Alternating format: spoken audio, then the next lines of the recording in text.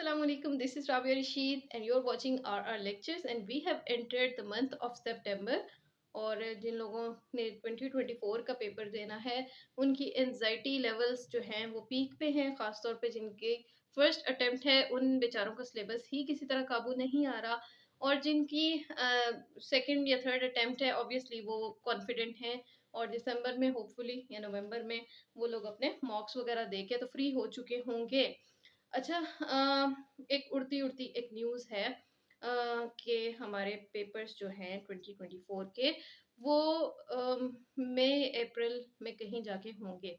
अगर तो ऐसा केस है तो फिर हमारे पास काफ़ी टाइम है, लेकिन फिर भी दिसंबर तक एक सेफ वे ये होता है कि आप दिसंबर में अपनी तैयारी मुकम्मल कर लो। And obviously it's not possible for the first attempters, और जिनके पास एक्सेस नहीं है बुक्स की, चीज़ों की, तो वो दिसंबर तक अपना इवन जनवरी तक उनका चला जाता है सिलेबस कवर करना। लेकिन परेशान होने की बात क्यों नहीं है, क्योंकि it's a ton of time.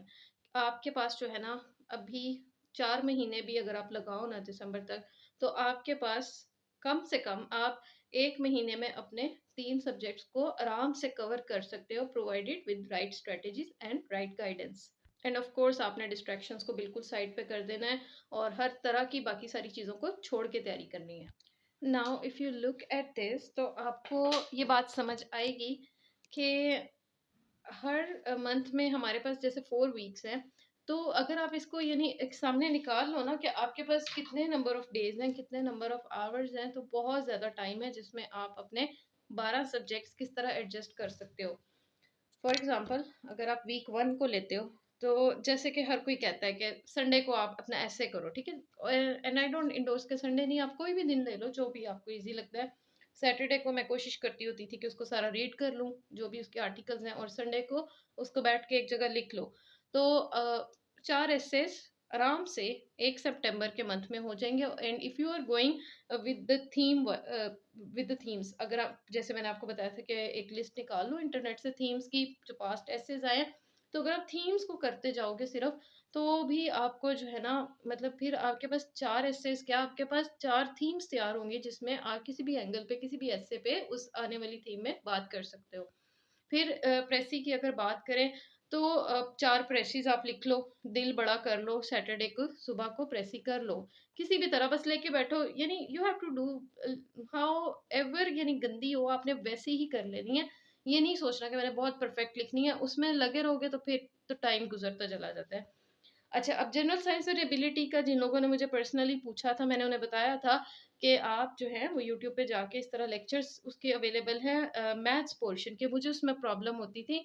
General science की आप जो है मियां शफीक की बुक है वो आप कर लो आराम से, और difference.com वेबसाइट थी, तो उसके अंदर डिफरेंसेस थे, और पिछले कुछ अरसे से पेपर भी ऐसा आ रहा है जिसमें डिफरेंसेस हैं चीज़ों के ना, लाइक स्टोमेटा और फोटोसिंथेसिस और रेस्पिरेशन या पर्सपायरेशन, इस तरह इनका डिफरेंसेस था। तो इस तरह की कुछ चीज़ें हैं, सेमीकंडक्टर की और कंडक्टर के डिफरेंसेस, थिंग्स लाइक दैट, तो वो आपको वेबसाइट से मिल जाएंगे। और एबिलिटी का भी इंडिया बिग साइट है, उसमें और भी चीज़ें हैं, उसमें प्रेसी पेपर से रिलेटेड भी चीज़ें आ जाती हैं, वो भी आप यानी उस साइट को विजिट करते रहो, रोज़ाना आधा घंटा उस वेबसाइट को दे दो, तो भी आपकी बहुत सारी चीज़ें कवर होने लग जाती है। इंग्लिश रूल्स के लिए 15 मिनट भी काफ़ी होते हैं। 15 मिनट तो बहुत थोड़े हैं, 10 मिनट अगर आपने चीज़ें अलाइन करके रख ली है ना, सबसे पहले तो एक टेबल सेट कर लो, एक जगह सेट कर लो, जहाँ पे आपकी ये सारी बुक्स और सामान पड़ा हो, फिर ही आप एक फ्लो में तेज़ी-तेज़ी चल सकते हो। फिर जी पाक अफेयर्स और करंट अफेयर्स बहुत ज़्यादा ओवरलैप कर रहा होता है। पाक अफेयर्स के जो करंट प्रॉब्लम्स वाला, क्राइसिस वाला पोर्शन है, कॉन्फ्लिक्ट्स वाला जो पोर्शन है, वो तो है ही बिल्कुल करंट अफेयर्स है। तो आपकी बहुत सारी चीज़ें एक सब्जेक्ट को करते-करते दूसरा भी तैयार हो रहा होता है, और in case if you have Indo पाक हिस्ट्री तो फिर तो आपकी मौजें हैं ना, कि आप 3 सब्जेक्ट्स जो है वो एक ही गो में कवर कर सकते हो, provided you are working diligently. ठीक है, यहाँ पे मैं टाइम टेबल नहीं बता रही, मैं आपको एक ना बिल्कुल एक इस तरह का दे रही हूँ एक फॉर्मेट जिसमें आप चीज़ें अपनी मर्ज़ी से एडजस्ट कर सकते हो, जस्ट टू शो यू कि कितना ज़्यादा ये टाइम होता है जिसमें आप कर सकते हो चीज़ें, अगर उनको निकाल के रख लो, एक लिस्ट बना लो अपने सारे सब्जेक्ट्स की, और उनमें वीक एरियाज़ क्या है। लाइक मेरे जो है ना सेकंड अटेम्प्ट में मैंने एमसीक्यूज़ पे बहुत फोकस किया था, मुझे लगा कि ये मेरा वीक एरिया है। और and thirdly I focused on quotations and vocabulary. तो उन चीज़ों को डेली एक कोई टाइम पीरियड ना निकाल लो उनके लिए, उनको भी इस स्केड्यूल में कहीं सेट कर लो। जब आप इस तरह कर लोगे तो आप 1 महीने में, यानी आपने करना है एक साथ सारा कुछ नहीं शुरू कर देना। आपने हर महीने एक कंपल्सरी और एक ऑप्शनल को फ़ोकस करना है। ऑप्शनल्स में मैंने 1+2 लिखा है उस सब्जेक्ट के लिए जो 200 नंबर का होगा। कुछ लोगों के 2-200 नंबर के 2 उन्होंने चूज़ किए होते हैं, तो वो उसके अकॉर्डिंग एडजस्ट कर सकते हैं। ओवरऑल जो 200 नंबर वाला होता है उसको ज़रा टाइम लगता है, रिवाइज़ करने में भी उसको टाइम लगता है, तो उसको भी इस तरह एडजस्ट कर लें कि किस तरह लेके चलना है।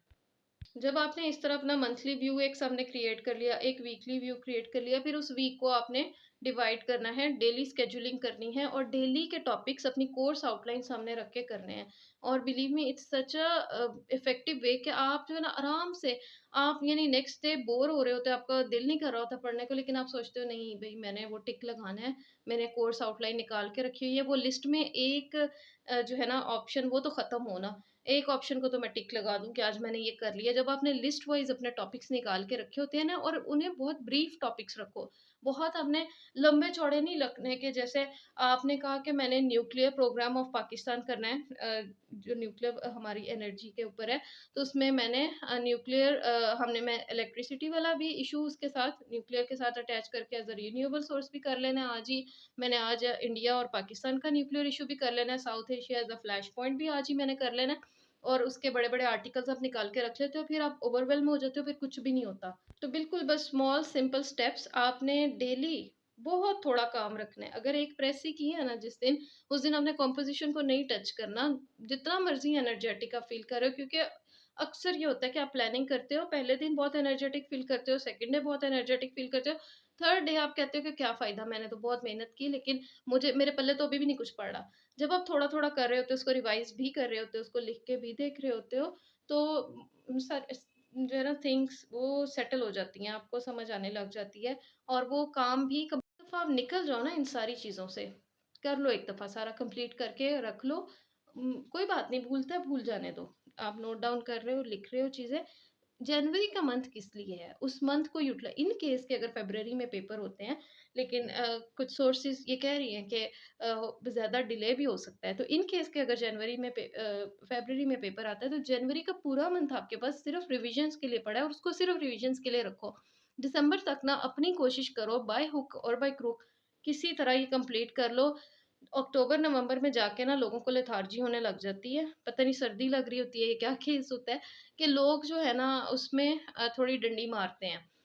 कहीं न कहीं आके सुस्ती होने लग जाती है। अभी भी पिछले दिनों ऐसा मौसम था, मुझे बहुत सारे मैसेजेस ऐसे आ रहे थे कि मैम बोरियत हो रही है, पढ़ा नहीं जा रहा, हिलने को दिल नहीं करता, बेड से उठने को दिल नहीं करता, इस तरह की बातें। तो मुझे लग रहा था कि शायद मौसम का इफ़ेक्ट है। मैंने कुछ लोगों को तो डाइट के हवाले से भी गाइड किया कि ये चीज़ें खाओ और तगड़े बनो और ये वो सारा कुछ। लेकिन ओवरऑल कभी-कभी मौसम का भी इफ़ेक्ट होता है कि आपके एंजाइम स्लो डाउन हो चुके होते हैं, आपका दिल नहीं कर रहा होता। तो in case of those rainy days पहले से मेहनत कर लो, ताकि जनवरी में आप बिल्कुल फ्री हो जाओ और उस वक़्त आप अपना आराम से सारे 12 के 12 सब्जेक्ट्स जो है, उन्हें 1-1 हफ़्ता लगा के 3-3 4-4 दिन लगा के रिवाइज़ कर सको। तो अभी से जो लोग ज़रा ढीले पड़ गए थे, अपने पेन और पेपर उठाएँ और एक रफ़ सी स्केड्यूलिंग करके मुझे सेंड करें कि किस तरह आप लोगों ने जो है ना अपने नेक्स्ट ये मंथ्स गुज़ारने हैं, और एक ओवरव्यू बना लें। जब आप ओवरव्यू बना लेते हो, किसी न किसी तरह आप उस पे चल पड़ते हो। लेकिन अगर आप बनाओगे नहीं, बस सोचते रहोगे, प्रोक्रेस्टिनेट करते रहोगे कि जी मैंने टॉप कर लेना है, लेकिन मेरी कोई स्केड्यूलिंग नहीं है, मैंने कुछ नहीं किया, तो डेली कोई ना कोई टाइम ज़ाया कर लिया। कोई बुक नहीं पढ़ सके, कोई नोट्स नहीं पढ़ सके, आधे लेक्चर सुन के आधी चीज़ें रख दी। तो हम सबके साथ होता है ये। इट्स परफेक्टली नॉर्मल, लेकिन आपने शेड्यूलिंग की होती है तो ये चीज़ें फिर आप इन्हें कंट्रोल कर सकते हो। ये आपके हाथ में होती हैं। आपके सामने पूरा अपना टाइम, अपना ओवरव्यू और अपना सिलेबस एक आ जाता है। तो बस ये जो इंस्ट्रक्शंस हैं इन पे अमल करें जल्दी से और मुझे एक पिक्चर सेंड करें। अस्सलाम वालेकुम।